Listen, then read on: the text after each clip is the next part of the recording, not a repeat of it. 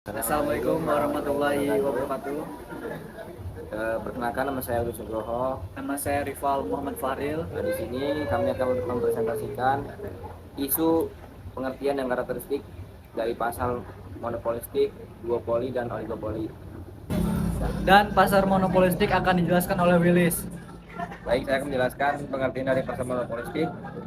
Pasar monopolistik tersendiri adalah pasar di mana terdapat banyak produsen yang memiliki produk yang serupa namun tidak identik. Akibatnya adalah hal ini menyebabkan banyaknya diferensiasi produk di pasar. Adapun karakteristik dari pasar monopolistik adalah yang pertama banyaknya produsen dan konsumen, kemudian yang kedua adanya produk yang terdiferensiasi, kemudian yang selanjutnya ada kebebasan masuk dan keluar pasar, setelah itu ada informasi yang sempurna serta harga yang dipengaruhi oleh persaingan non harga.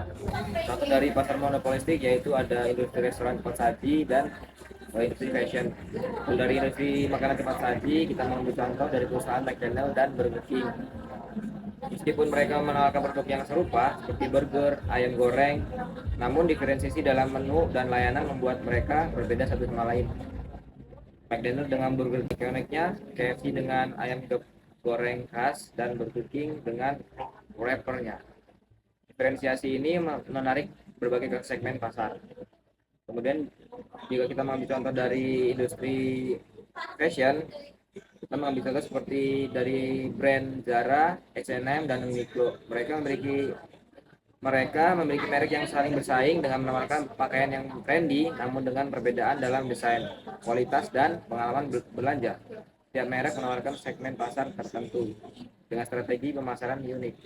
Jadi kalau kita melihat lebih dalam, perusahaan McDonald ini memiliki beberapa keunggulan. Seperti yang pertama, jaringan restoran yang sangat luas di seluruh dunia dengan ribuan cabang di berbagai negara. Kemudian yang kedua ada merek yang dibuat memiliki salah satu merek yang paling dikenal di dunia yang sangat kuat dalam menarik pelanggan. Kemudian yang ketiga ada inovasi menu. Terus berinovasi dengan menambahkan item baru ke menu baru mereka, menyesuaikan dengan selera lokal dan tren makanan. Kemudian lagi ada efisiensi operasional, terkenal dengan efisiensi operasionalnya menggunakan teknologi sangat canggih untuk mempercepat proses pembuatan makanan. Kemudian juga ada pengalaman pelanggan. Ini yang menjadi eh, salah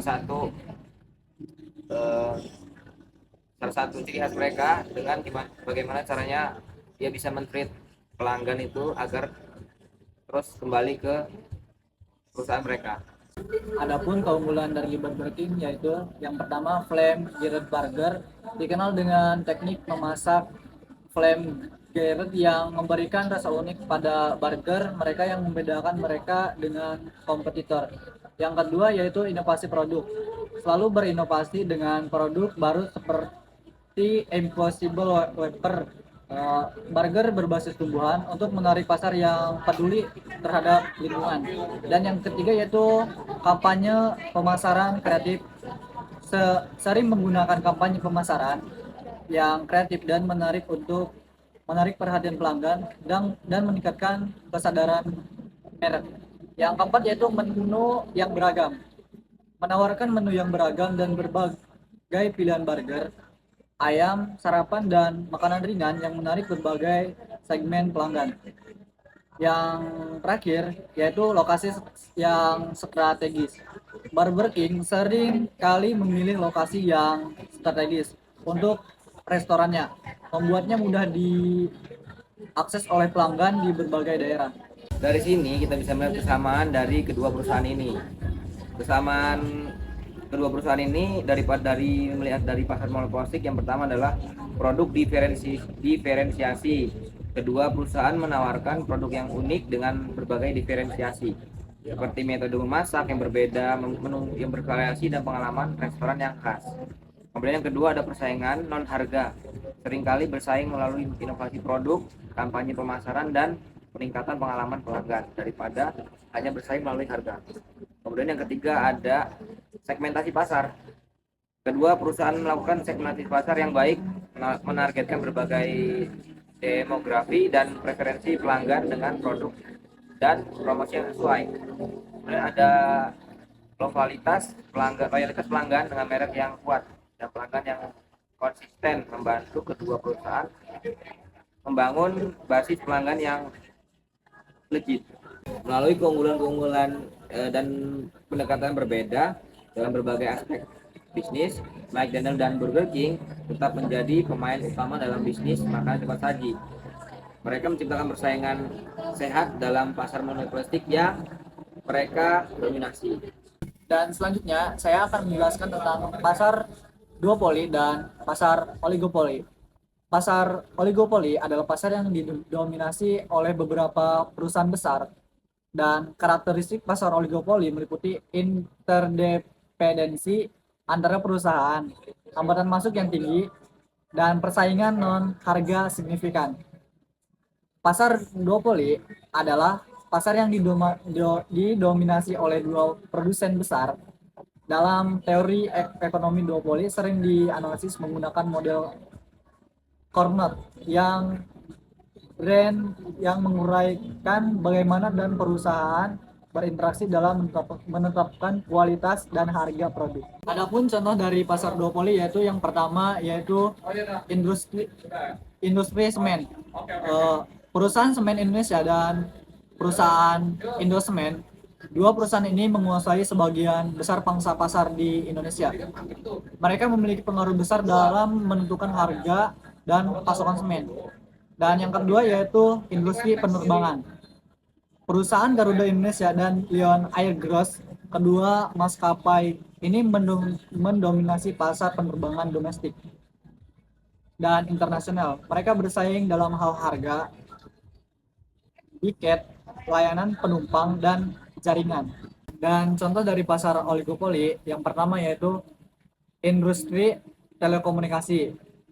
Contoh dari industri telekomunikasi ini yaitu Telkomsel, Indosat Oriental, dan XL Axiata. Perusahaan ini menguasai sebagian besar pasar layanan telekomunikasi di Indonesia. Mereka bersaing dalam hal harga, kualitas, layanan, dan inovasi produk. Dan yang kedua yaitu industri otomotif seperti Toyota, Honda, Suzuki. Ketiga perusahaan ini menguasai pangsa pasar yang besar dalam industri otomotif di Indonesia. Mereka bersaing dalam hal harga, fitur, produk, dan strategi pemasaran.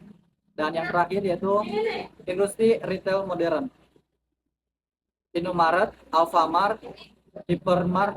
Perusahaan-perusahaan ini menguasai pasar retail dengan jaringan toko yang luas dan promosi yang menarik untuk menarik para pelanggan. Dari pembahasan kedua contoh pasar oligopoli dan monopoli, dapat disimpulkan di Indonesia memiliki karakteristik unik yang mempengaruhi strategi bisnis dan dinamika persaingan di berbagai industri.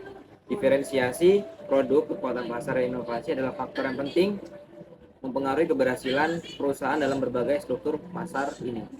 Mungkin cukup sekian presentasi tentang pasar monopolistik, duopoli, dan pasar oligopoli. Kurang lebihnya kami mohon maaf. Wassalamualaikum warahmatullahi wabarakatuh.